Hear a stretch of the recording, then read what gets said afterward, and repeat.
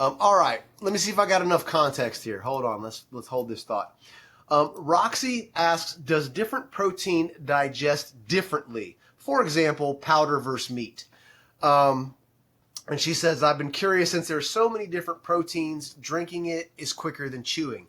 So, yes, the different proteins will digest differently. And what I mean by that is there will be a different rate of digestion depending on the source and whether or not you are consuming it in isolation, right?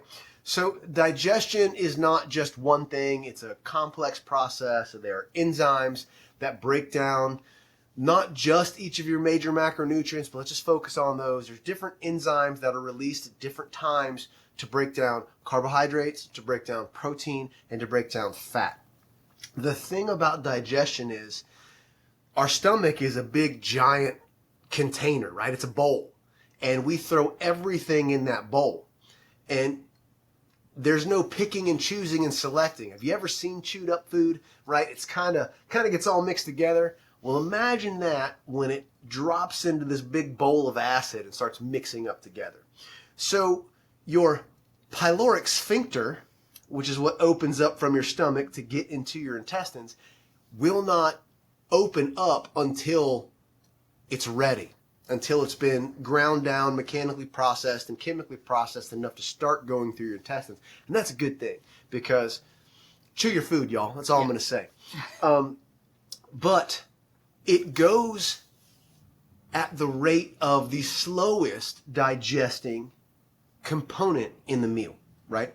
That's why we tell everybody, yeah, sure, man, X carb might be considered to high on the glycemic index, and it might, initiate a high, insulin response if you're eating it by itself. The last time I saw anybody dive face first into a bowl of table sugar, I don't know, man. You got some bigger issues, I think, than your glycemic response. So when you eat a mixed meal, you eat a chicken breast with some cheese on it and some bread. I think people call that a sandwich, maybe a little mayo or whatever. It's going to slow down the digestion. Okay? So you compare a sandwich to a protein shake, depending on what you put in that protein shake, and there may be variability there. It also depends on what shake you're using makes a difference. There are some shakes that have a lot more fat in them than others, which will slow it down. So this is all super variable. And what you also alluded to is that drinking is quicker than chewing, which is very, very, very true. There's a guy that I remember reading years and years and years ago. To save time, he stopped eating, right? Because he figured 15 minutes per meal, 4 meals a day, that's an hour. If I just drank all my calories while I'm working, I get another hour of time. How efficient do you want to be, right? So feel free to stop me when I've gone too far. When you take a food source, the further away you go from the root of that source, the more you process it, the more it gets broken down. So you have a cow,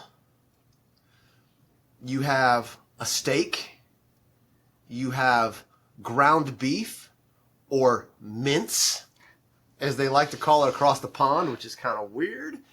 And then you may have, let's just say, beef isolate protein powder, which most people don't really like, no matter how much they say it tastes like chocolate. The further those steps you go away, the more you take it off the cow, cut it into a steak, put it through a grinder, take all the water out of it, pound it and pulverize it down into a powder, you are processing it. You are mechanically processing that food. Basically, that's taking a lot of the work that you have to do out of it in terms of chewing it. And it's also taking the work that your body has to do out of it in terms of breaking it all down. So, all my fire service fans, people, where you at? Surface area, right? A tree takes longer to burn than a log. And that's due to reduction of surface area. So the same amino acid profile from cow to steak to ground beef to beef isolate will digest quicker and be absorbed quicker the more it's broken down. Now, let's talk about different types of proteins, right?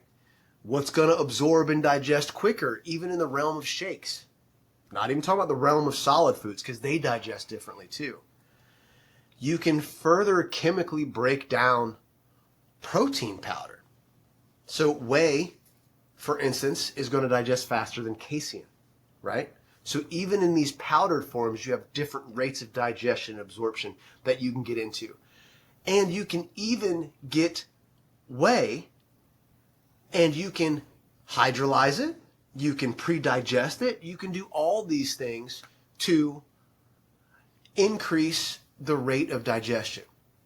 And why you'd want to do that? It depends. It depends on you, it depends on your lifestyle, it depends on your particular needs. Now, when you ask this next question, is there an advantage from one to another? Absolutely. Increased or decreased rate of digestion. Who does that apply to? I mean, it really depends on what your goals are, right? Sometimes being the fastest digester isn't necessarily going to do anything. So when you ask, is there an advantage? It's going to depend on what you want from your food. I don't think looking at food as, is this better or worse, is the way to do it. I think the way to do it is, this is what I'm trying to accomplish. Now, if I said, hey, I'm trying to accomplish hitting my protein goal without feeling full, then I could say, well, maybe a liquid source, since you can get more density of protein in less stomach volume, would be a better plan. If you said, hey, I'm trying to stay full because I feel hungry a lot, then I'm going to go, you don't want to drink any shakes, because the mechanical stretch receptors that are going to be triggered by having more food volume, as well as chewing, as well as taking longer to eat a meal to trigger satiety reflexes in the brain through hormonal cascade, is going to be a better plan. If you're saying, I'm really worried about maximizing mTOR so I can get the most possible gains, I'd want to look at everything else in your life before we'd actually engage in a true conversation about that. But I'd say, hey, maybe an intra-workout shake would be good for you. Right, and if you don't know what mTOR is, that doesn't need to apply because it's not that serious. So he listed one of the big advantages and alluded to the second that are probably two of the reasons that you would want it. One, you don't feel well, you can't put anything in your belly, or you are just super full and you don't want to eat a lot. But you're probably not going to go grab a giant steak or 3 giant chicken breasts. That's a lot of food. It's a lot of chewing, and you're going to be very full. So grab a shake. Why? There's less volume, and it's probably going to move through you a little quicker. It's not going to keep you feeling as full. The second reason would be workouts, and he talked about this. Before we go do a jiu-jitsu class, if something happens, we're not home, we don't get to eat, we're starving, we've got to get something. Chances are I'm not going to roll up to Publix, grab a rotisserie chicken, and start mowing a whole chicken, right? This is not a good idea before we train, before we get on the mat, before I go lift weights, before you go run, before you do anything. Probably not going to do that. What might be a better idea is grabbing a shake. There's less volume. It'll move through a little quicker. Maybe we'll go find an isolate or a hydrolyzed version of it. Something that's not going to upset your GI during a workout. Those are probably the two biggest times. But as far as advantage in general, whatever you need to hit your goals, feel good, stay full, that's really about it. Advantage is implying like a positive or negative connotation to the tool.